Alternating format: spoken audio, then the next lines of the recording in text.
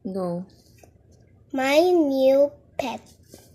My dad bought me a new pet.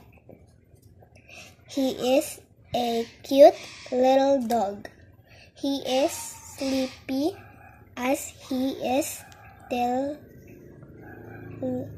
little now. My dad and mom help me to keep the dog clean.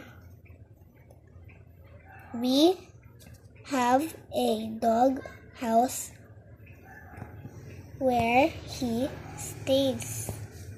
I play with him in the evening. When I come home from school, he is growing quickly. I love my new pet. Number 1. Who is my new pet? A little dog.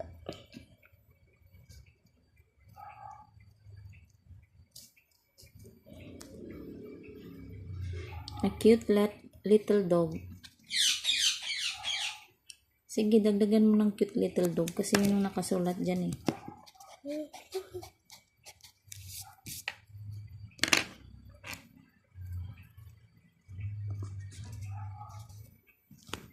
Number 2. Why is he sleepy? Because he's little.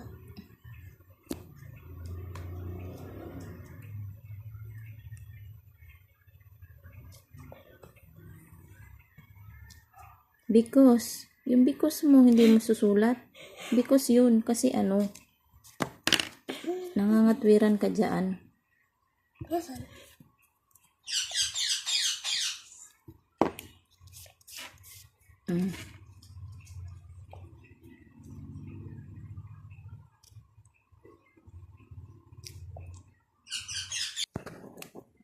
Number 3.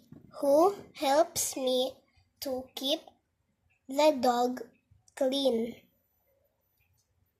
Her mom and dad.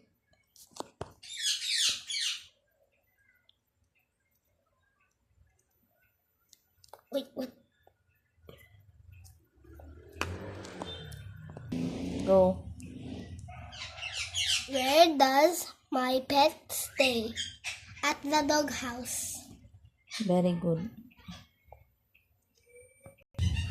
Number 5. I play